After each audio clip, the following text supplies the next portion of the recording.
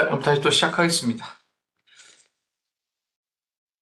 예, 매출색이 세금 계산서 매출하고 신용카드 현금 영수증 매출하고 그리고 기타 매출 이렇게 크게 구분이 되는데요.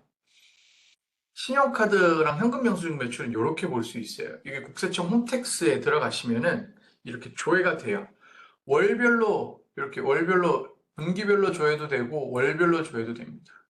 여기에는 어떤 것들도 뜨냐면은 뭐 쿠팡이나 배달의 민족 같은 그런 판매 대행사 자료 있잖아요. 뭐 11번이라든지 그런 것들에 대한 판매 자료도 내가 예를 들어서 그 쿠팡이나 무신사에서 뭐 물건을 판다라고 하면은 그 판매 매출이 여기도 다 뜹니다.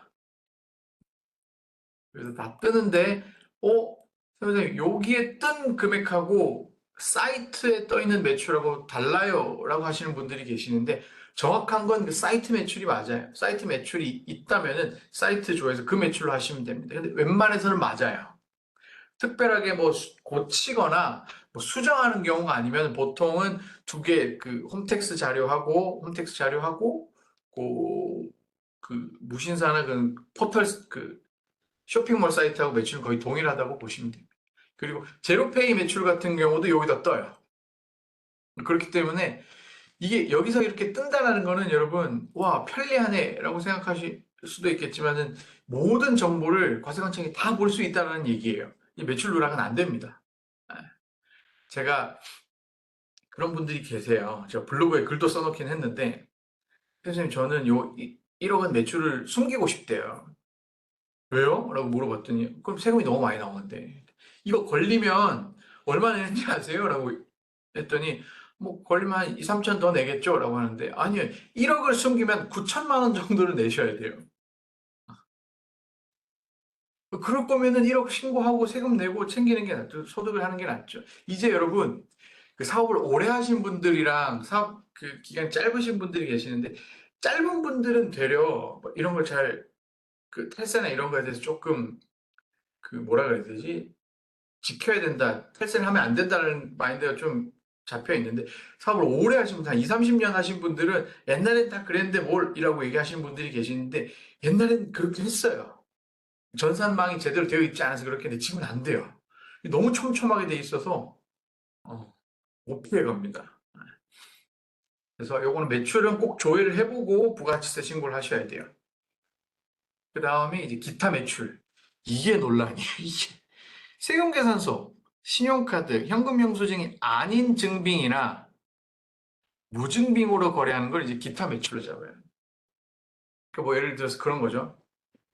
그 시장에 가서 현금으로 막 거래를 하는데, 그거 이제 제가 예를 들어 시장에서 뭘 파는데 어떤 분이 오셔가지고 만 원치를 사갔어요. 여기 현금 영수증 해드릴게요라고 했는데 아, 저 필요 없어요라고 하면은 고민이 되겠죠. 이거 매출로 해? 세금을 내? 이런 고민을 하실 텐데 하셔야 돼요. 그게 왜 하셔야 되냐면은 그게 그 여러분들 그런 것들 뭐 예를 들어서 그거예요. 내가 전체 매출이 5억이에요. 근데 신용카드, 현금 영수증, 뭐 세금 계산서 매출이 한 3억이고 현금 매출이 2억이야. 이건 내가 숨겨도 몰라. 아무도 몰라. 그렇게 생각을 하고 있는데 그 2억을 숨겨서 뭐 하시겠어요? 결국 뭐 사거든요. 이걸 모아서 집을 사든 주식을 사든 한단 말이에요. 그럼 나중에 그 2억을 가지고 주식을 사서 주식 빵 대박이 났어요. 세금 신고를 했는데 난 적법하게 신고를 다 했는데 세무조사가 나왔어. 왜? 그랬더니 너 이거 2억 어디서 났니? 이걸로 조사가 나와요. 이제 그 정도로 데이터화가 돼 있기 때문에 이런 걸 숨기는 거는 이제는 저는 음, 그럴 거면은 안 하는 게 낫다라고 생각을 할 정도라서 그렇게 보시면 됩니다. 그래서 만약에 그런 분들이 있어요. 현금 영수증 해드릴까요? 아, 됐어요. 라고 하는데 내가 만약에 현금 영수증 의무 발행 사업자다. 라고 하면은 현금 영수증 다 발행하셔야 돼요. 아니, 저 사람이 번호를 안 알려줬는데 제가 어떻게 가입을, 그 현금 영수증 발행을 해요? 그러면 자진 발급 번호가 있거든요. 자진 발급 번호. 그게 010 000 1234로 자진 발급을 하셔야 돼요. 그래서 지금은 거의 대부분이 현금 영수증 의무 발행 업종일 거예요. 의무 발행 업종이라서 그거는 한번 꼭 체크하셔가지고 만약에 손님이 저는 괜찮아요 라고 하셨더라도 금액이 10만 원이 넘어가면 요거 현금 영수증 의무 발급, 자진 발급으로 하셔야 됩니다. 자, 이렇게 해서 매출액을 딱 계산을 했더니 내가 한 1,000만 원을 내야 돼요. 매출이 1억이라서 1,000만 원을 내야 되는데 야 이거 너무하다. 좀 줄여보자. 그래서 내가 뭘 어떻게 썼나를 쫙 봐요. 그거 봤더니 세운견서를 받은 게 있어. 임차료 낸 것도 있고, 그리고 또 물건 산 것도 있고, 전기요금 낸 것도 있고, 그걸 세금계산서 쫙 받았는데, 세금계산서에 의해서 확인되는 그 매입세액은 내가 내야 될 매출 세금 부가세에서 차감합니다. 비용처럼 빼고 납부하시면 돼요. 근데 매입세액은 언제 공제를 받느냐? 그 재화나 용역을 공급받는 시기가 속하는 과세기간에 매출세액에서 공제가 돼요. 여기 그 질문해 주신 분에 대한 답변이 여기도 있는데 주의해가지고 해놨죠. 대금의 결제 여부와 상관없이 공급 시기가 되면 매입세 공제를 받을 수 있어요. 공급 시기가 중요합니다. 주의할 점은 그래서 고정적으로 지출되는 비용에 대한 증빙은 꼭 10일까지 확인하셔야 돼요. 5월 달에 고정적으로 빠지는 거 있잖아요. 휴대폰 요금, 정수기, 전기요금 뭐 이런 것들이 쭉 있을 텐데 그거는 6월 10일까지 얘네가 세금계산서를 잘 발급했나 해서 보셔야 돼요. 보고 뭐야 휴대폰 요금이 세금계산서 발급이 안 됐네. 10일까지 발급이 안 되면 통신사 전화해주고 왜 세금계산서 발급 안 해주냐고 얘기하셔야 돼요. 대기업이 그러겠어? 라는 생각들을 하시는데 걔네도 가끔 그래요. 어, 그래서 체크하셔야 됩니다.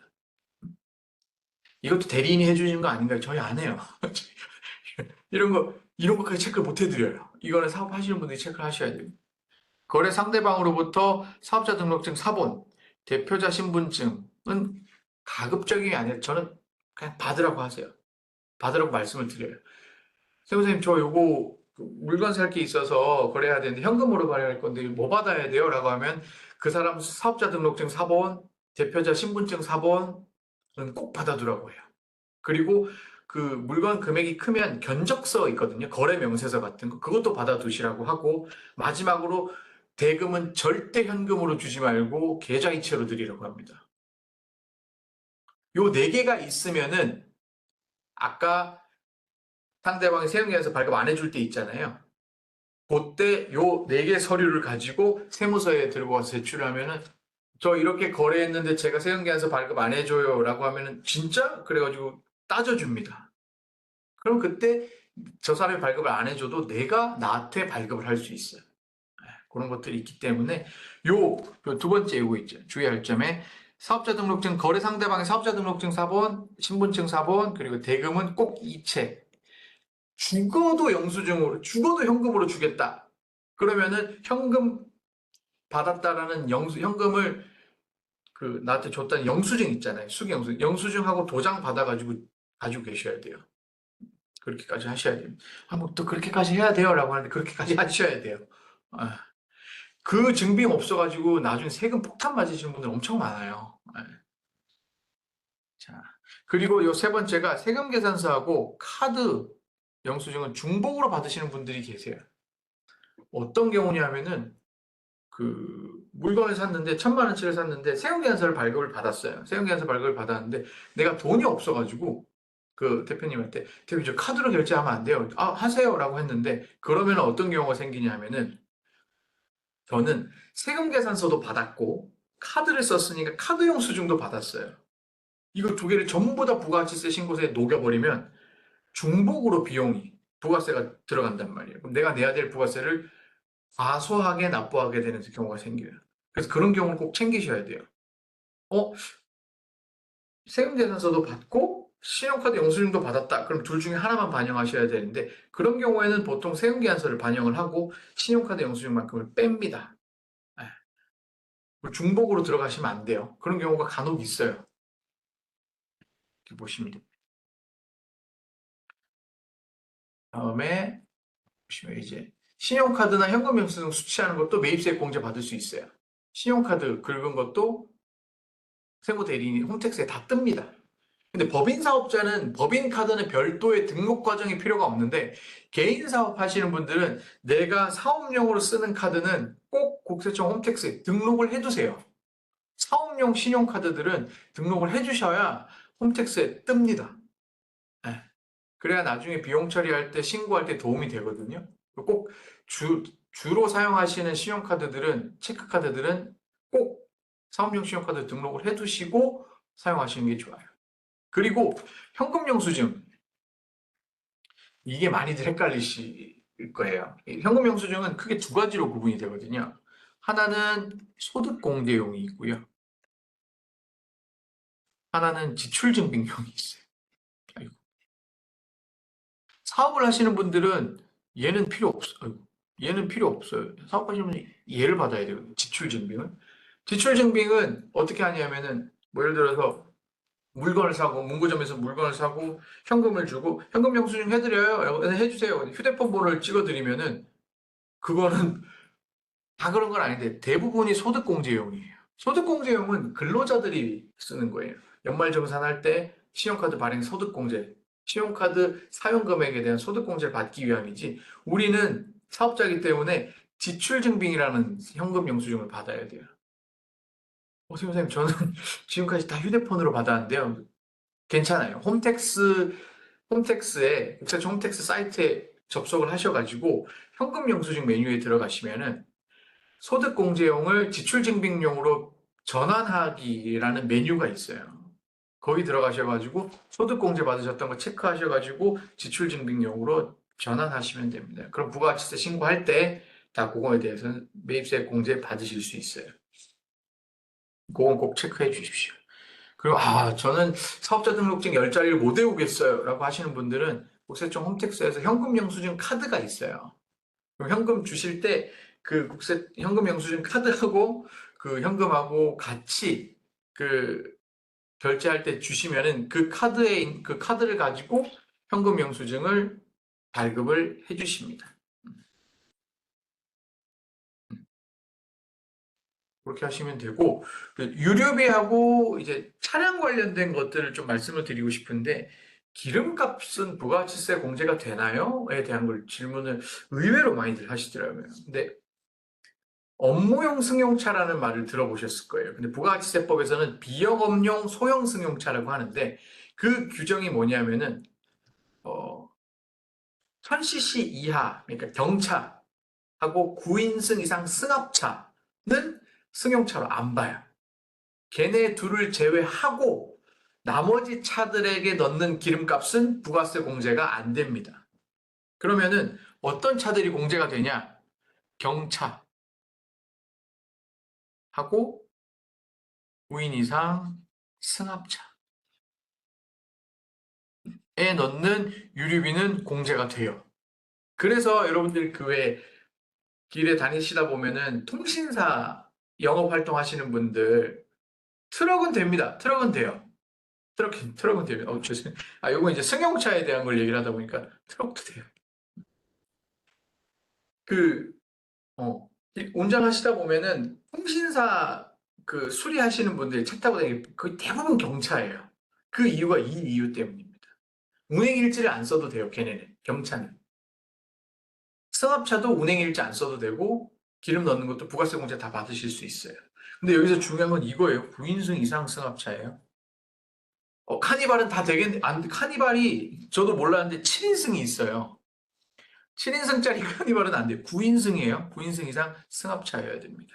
그리고 트럭은 또 가능합니다. 네. 여기에 넣는 것들은 유류비에 대해서 부가세 공제를 받으실 수 있어요. 그런데 선생님 국세청 들어가 보니까 주유소는 다 불공제로 뜨던데 이건 어떻게 해야 되냐? 그건 불공제로 돼 있어도 제가 공제로 고치시면 돼요. 고치고 반영하시면 돼요. 왜냐면 이게 같은 업체라도 어디 거는 공제고 어디 건 공제 불공이고 이렇게 돼 있거든요. 그건 이제 내가 만약에 이거 매입세 공제를 받을 수 있는 항목이다라면 공제로 고치시면 돼요. 두 번째, 수리비랑 차량 소모품도 똑같습니다.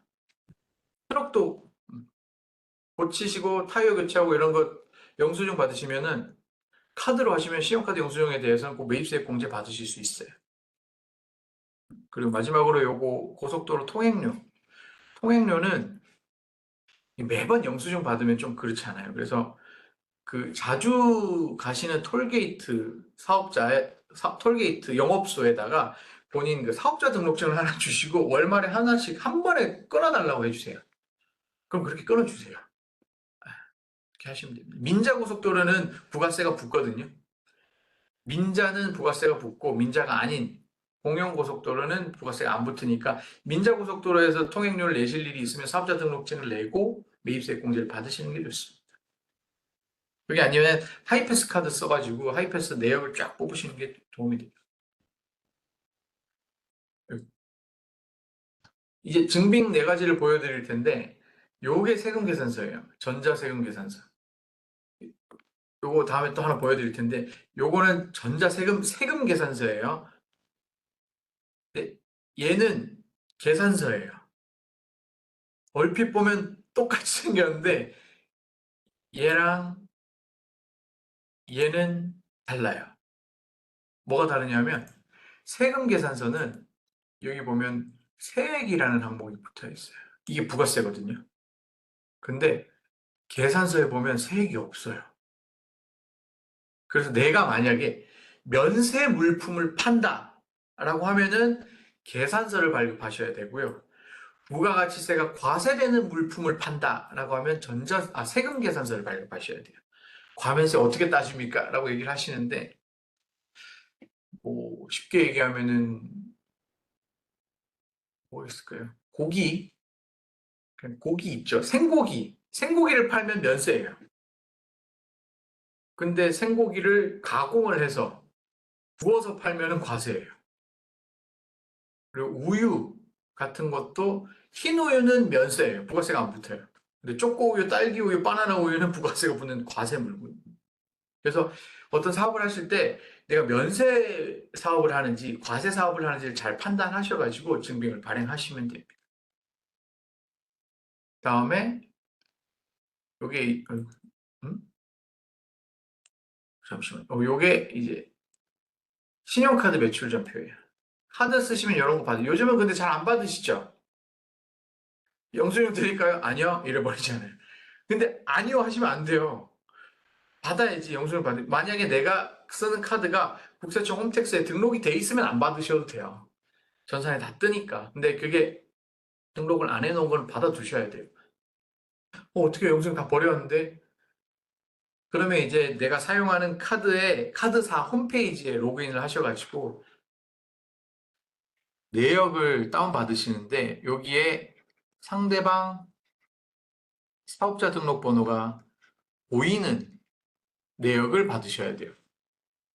그래야 부가가치세 신고할 때 매입세 공제를 받으실 수 있습니다. 그리고 그 다음에 현금 영수증. 여기 보시면 이분은 소득공제로 발급을 받았어요. 이거 제가 발급한 거거든요. 이분이 저한테 그 양도소득세 상담받고 상담료 결제해드린 건데 이분은 사업하시는 분이 아니라서 지출증빙을 해드릴 수가 없어요. 그래서 이분은 소득공제로 제가 발행을 해드린 거죠. 만약에 내가 사업하는 사람이면 여기 소득공제가 아니라 뭐라고? 지출증빙이 적혀 있어야 돼요. 여기. 아시겠죠? 그거 꼭 챙기셔야 돼요. 자, 그럼 이렇게까지 하면 이제 부가가치세의 신고서 이런 거에 대해서 다 한번 말씀을 드렸는데 그럼 이제 이거 지금까지는 이론에 대한 걸 설명을 드린 거고 이제 신고서는 어떻게 작성하는지 한번 보여드릴게요. 우선 부가치세 신고를 하기 전에 안내문을 먼저 보셔야 됩니다. 안내문. 부가치세 신고서 안내문 요즘 이렇게 잘 뜨거든요. 24년 1, 2기 확정. 내 사업자 등록번호가 뜨고 여기 비어 있는 게 신고 안내 자료에 대한 문의는 내 사업체를 담당하는 세무서 담당 공무원의 이름과 연락처가 여기 기재가 돼요. 이거 뭐 궁금한 게 있으면 이분한테 전화하시면 돼요. 그리고 내가 하는 상호, 업체 이름, 그리고 대표자 이름, 그리고 업태, 음식점업이고 여기 중국 음식점. 여기도 지방에 있는 음식점이라서 제로페이 매출이 있었어요. 근데 여기 보시면 제로페이가 1월부터 5월까지 해서 1,000만 원이 있었잖아요. 여기 보시면 6월에 제로페이 매출은 빠져 있어요. 제로페이 매출은 아까 여기 보시는 거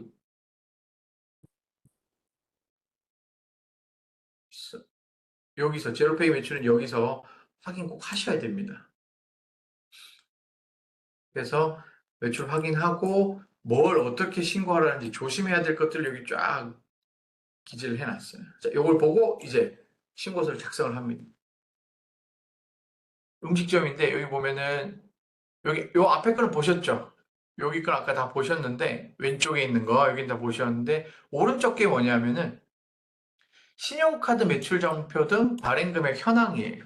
요게 요 빨간 네모를 조금 더 디테일하게 보여주는 신고 서식이라고 보시면 돼요. 신용카드 현금 영수증 발행분 중에 신용카드 매출은 여기 발급이 되고 여기 이게 신용카드 신용 여기 체크 그리고 여기는 현금 영수증. 그럼 이건 뭐죠? 직불, 김영식 선불전자 지급수단인데 여기에 들어가는 것들이 이제 제로페이 매출이 들어가. 제로페이호는 지역화폐, 지역화폐들이 여기에 들어가요. 그래서 요 합친 금액들이 여기에 기재가 됩니다. 그리고 그 다음에 이제 매입세액에 대한 내용을 볼 텐데 세금 계산서를 수취한 내역은 여기 다 떠요.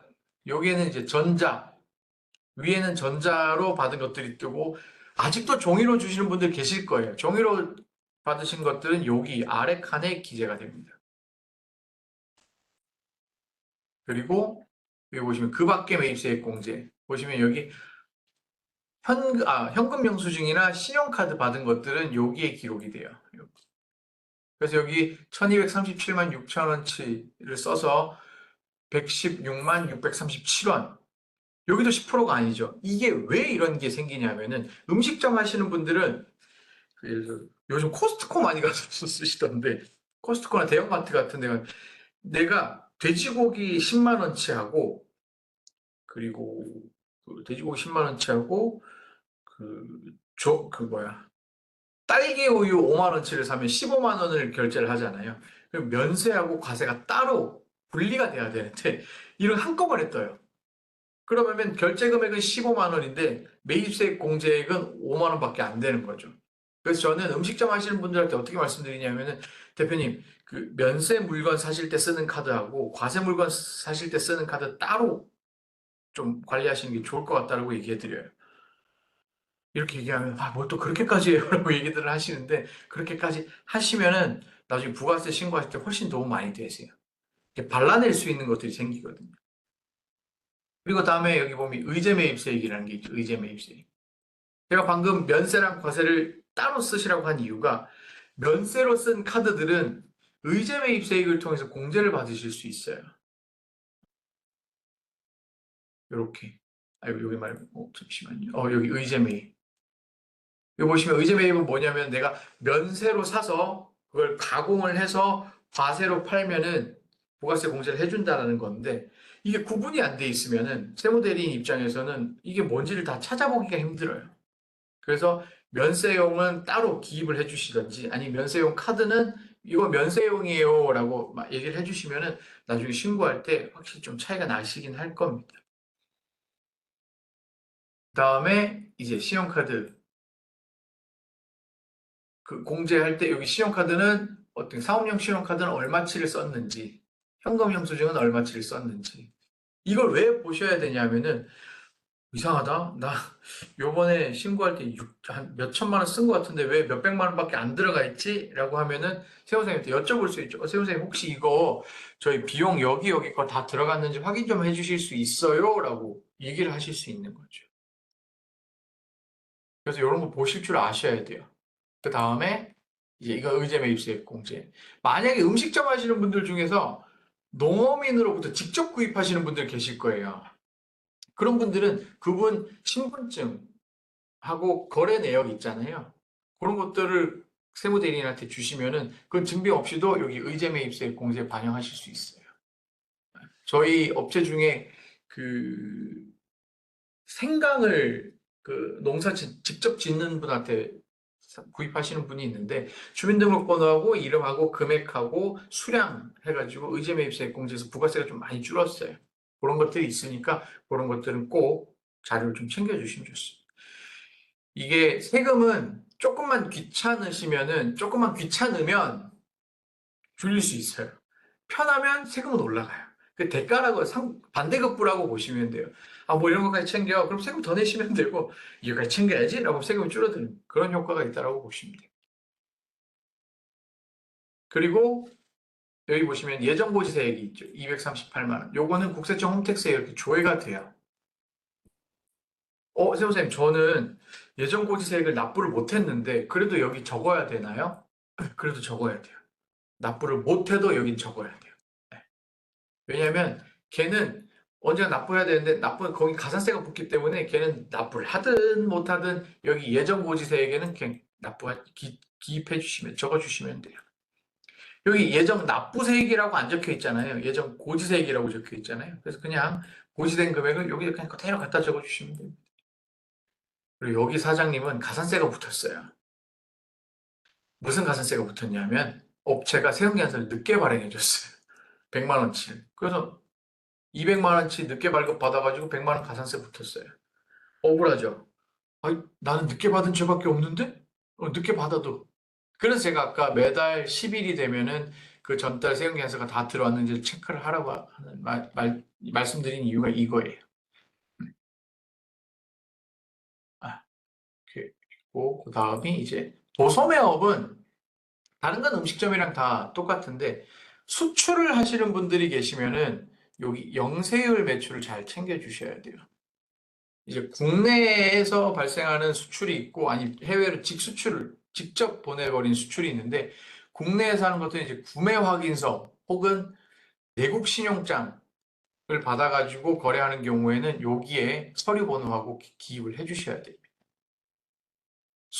여기는 도소매 업종인데 여기는 국내 매출도 있고 국외 수출도 있는데 만약 이분이 이 금액을 전부 다 해외로 수출을 했다면은 부가세가 싹 사라져요. 싹 사라지고 내야 될 게 없고 내가 국내에서 사서 수출을 하면 국내에서 산 건 부가세 낸 게 있으니까 그것만큼 여기 2억 6천이거든요. 요것만큼은 전부 다 2억 6천이 환급이 돼요.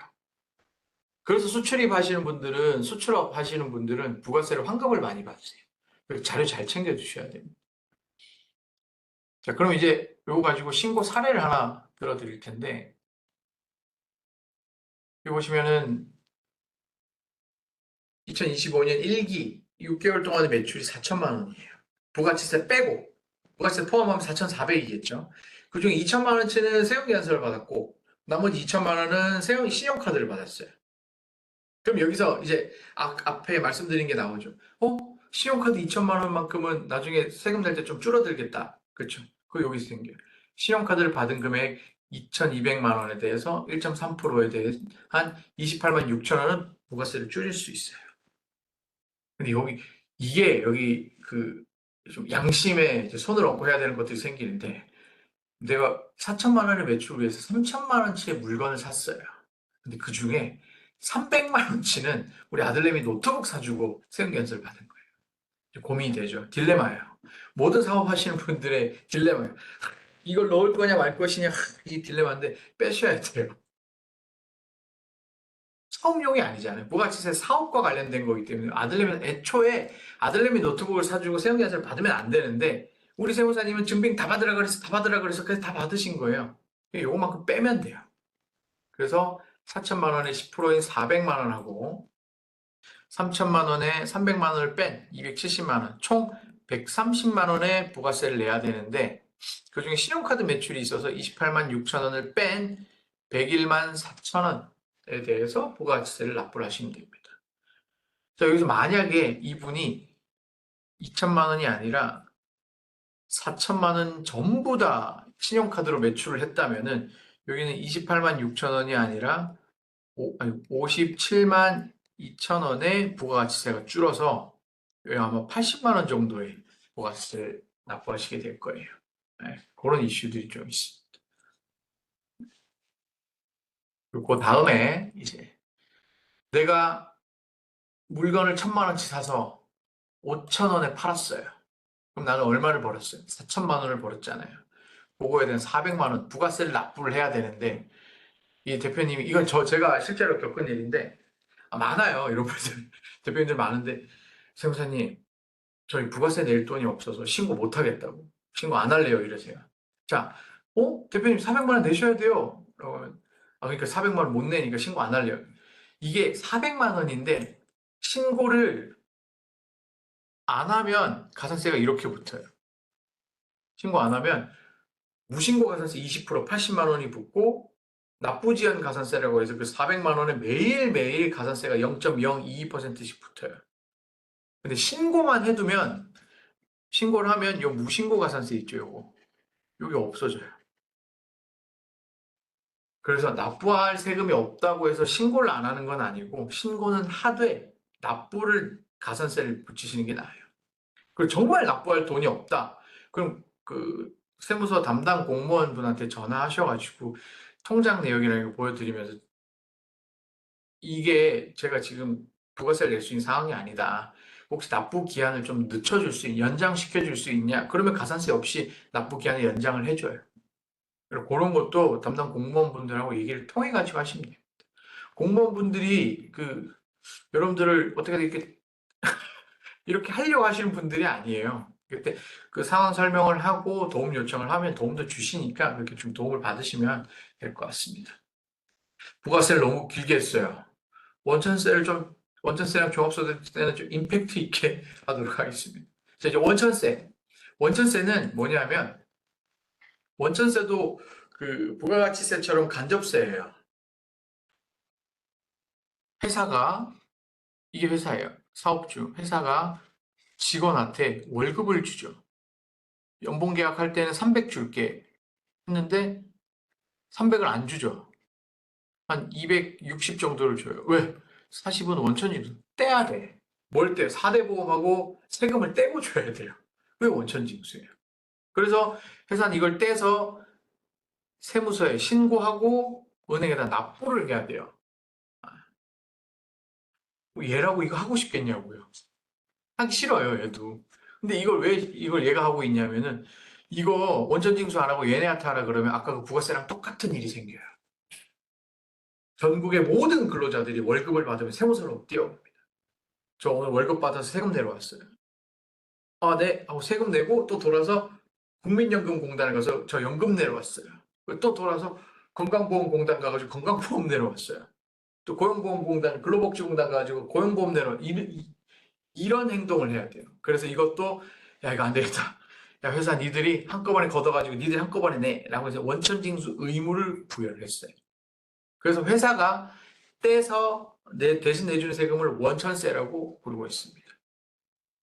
원천세는 어떤 게 있냐면은 이자, 배당, 사업, 근로, 연금, 기타 모든 소득이 다 원천징수 대상 소득이 돼요. 그래서 내가 우리 직원한테 급여를 줄 때에는 근로소득세를 제가 원천징수를 하고요. 그리고 그 프리랜서 분이랑 같이 일을 하면은 그분한테는 3.3% 사업소득세를 원천징수하고 급여를 지급하고 그리고 내가 친구한테 돈을 빌렸는데 저쪽 업체한테 돈을 빌렸는데 이자를 줘야 된다. 그러면 그 사람에 대한 이자 소득세를 내가 원천징수하고 이자를 지급을 해요. 원천징수는 모든 소득에 대해서 모든 소득이 원천징수 대상이라고 보시면 됩니다. 이거 이제 원천징수 식인데 원천징수는 돈 줄 때 하시면 돼요. 근데 돈을 안 줄 수도 있잖아요. 요즘처럼 상황이 안 좋으면 급여 임금 체불되는 경우가 되게 많은데 1월부터 11월까지의 급여가 지급이 안 됐으면 12월 말이 되면은 안 줘도 준 걸로 봐요. 그래서 그때 원천세 신고 다 하셔야 돼요. 1월부터 11월까지.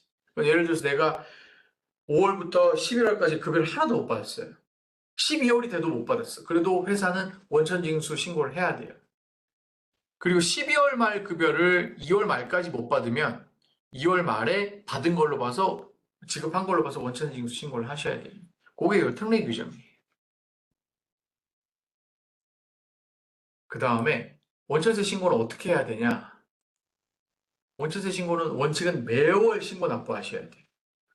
내가 지금 5월 급여를 지금 며칠이죠? 29일? 저희는 25일이 급여일인데 25일에 직원들에게 지급을 했어요. 그러면 내 직원들한테 원천 징수한 세금은 언제? 다음 달 10일, 6월 10일까지 신고하고 납부를 해야 됩니다. 근데 이게 매달 바뀌거든요, 금액이. 그러다 보니까 매달 신고하고 매달 납부를 해야 되는데, 대표님들 한 번씩 그러세요. 선생님, 이거는 자동이체 안 돼요? 이렇게 오시는데, 원천세는 자동이체 안 돼요. 매달 내죠. 이거 매달 내기 너무 힘들어요. 계속 잊어버리고 가산세만 붙고. 그러면은, 여기 예외 규정에 반기 신고 납부라는 게 있어요. 6개월치를 몰아서 신고하실 수 있어요. 6개월치 몰아서. 근데 요걸 신고를 해드리면은 처음에는 그 신고하기 전까지는 매달 안 해도 되니까 너무 좋네요라고 얘기하시는데 6개월치가 모여가지고 한 번에 내라 그러시면 또 부담스러워 하세요. 그럼 다시 또 월 신고로 돌아가긴 하시는데 선택적으로 하실 수 있어요. 나는 매달 신고하고 매달 납부하는 게 좋다. 그럼 매월 신고 납부하시면 되고 나는 6개월에 한 번씩 반기에 한 번씩 신고 납부하는 게 좋다. 그럼 반기에 한 번씩 신고 납부하시면 됩니다. 그 원천세 신고서는 이렇게 생겼어요. 한 장이에요. 그래서 세무대리, 기장대리를 하고 계시는 분들은 신고를 하고 나면 이렇게 신고서를 보내드릴 텐데 이건 한 장이에요. 근데 이걸 보시면은 여기 인원 몇 명한테 얼마를 주고 세금 얼마를 뗐다라는 것만 있지 내가 누구한테 얼마씩 줬는지는 여기 기록이 안 돼요. 그걸 알려면은 내가 다른 서류를 제출을 해야 되거든요. 그게 바로 지급명세서예요. 지급명세서는 예를 들어서 내가 24년도에 월급을 직원들한테 줬잖아요. 그럼 24년도 누구한테 얼마씩 줬는지에 대한 지급명세서를 그 다음 해에 2월 말일 혹은 3월 10일까지 제출을 하셔야 됩니다. 여기 보시면 근로, 퇴직, 사업소득, 종교인소득, 연금계좌에 대한 지급명세서는 다음 해 3월 10일까지. 근로소득은 지급명세서 이름이 근로소득 원천징수 영수증이라고 불리고 있죠. 그래서 연말정산한 영수증이 지급명세서예요. 그걸 직원한테도 주고 국세청에도 하나 제출하셔야 됩니다. 이거 제출 안 하면 여기 보시면 가산세가 1%예요. 1%. 생각보다 얼마 안 되네? 라고 생각하실 수 있는데 내가 직원이 5명인데 5명한테 준 연봉이 2억이에요. 그럼 2억의 1%예요. 200만 원이에요. 200만 원. 저 옛날에 대형 사고 한 번 친 적 있거든요. 저 꼬맹이 수습세무사 할 때 몇십억짜리 지급명세서를 제출 안 한 적이 있었어요. 그래가지고 저희 대표 세무사님께서 그 가산세를 물어줬다는 그런 슬픈 스토리가 있는데 그게 되게 중요하기 때문에 요거는 지급명세서는 꼭 챙겨서 늦지 않게 제출하시기 바랍니다. 지급명세서 어떻게 생겼는지 한번 보여드릴게요. 요게 이제 근로소득, 근로자들한테 지급하는 내용이 담긴 거예요. 근로소득 원천징수 영수증이에요. 이름하고 어느 회사에서 얼마 받았는지가 쫙 기록이 돼요. 연말정산할 때 내 환급액이 얼마인지 궁금하신 분들은 여기 보면 돼요. 여기 맨 마지막에 차감 납부할 세액이 음해수, 마이너스 금액이 적혀 있으면 환급이고요.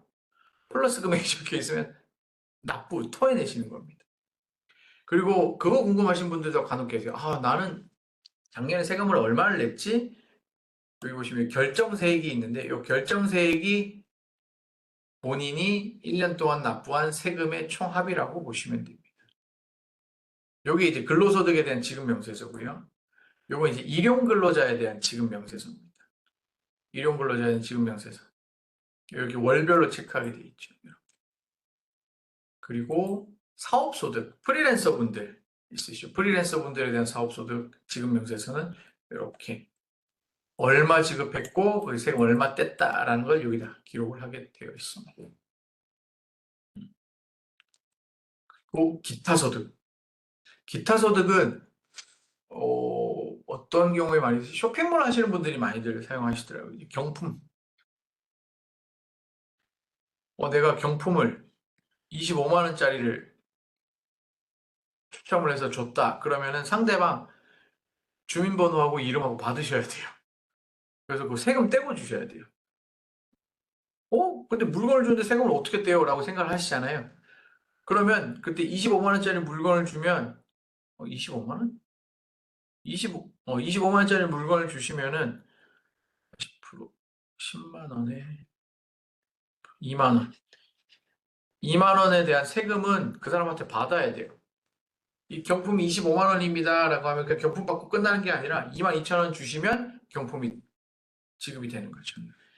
이게 그거예요. 저희 왜 쇼핑몰 가면 대형 쇼핑몰 가면 커다란 막 현수막에 자동차 그림 딱 붙여놓고 1등 당첨자에게는 자동차를 드립니다. 적혀 있고 거기 타이어 있는데 깨알같이 써져 있죠. 제세공과금 별도. 이 제세공과금이 기타소득세예요. 1억짜리 자동차면 2천만 원 내면 너희 자동차 줄게라고 하는 거죠.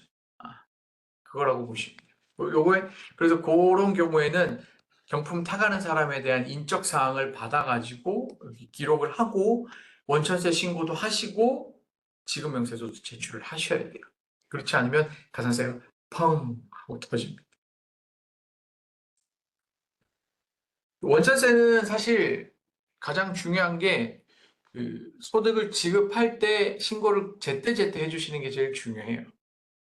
제일 중요하고 지급명세서도 늦지 않게 기한 내에 제출을 하시는 게 제일 중요한데 그래서 가끔 그거 많이 물어보시거든요. 상담할 때 선생님 저는 세무사님한테 기장을 맡겨야 되나요? 이런 걸 엄청 많이 여쭤보세요.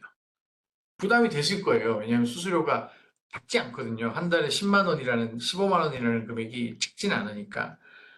그럼에도 불구하고 기장을 맡겨야 되는 이유가 궁금하실 거잖아요. 그래서 저는 매출이 간이가세자 정도 매출 한 1억 정도의 매출이 연간 매출이 1억 정도다라고 하면은 기장은 안 맡기셔도 된다라고 얘기는 드려요.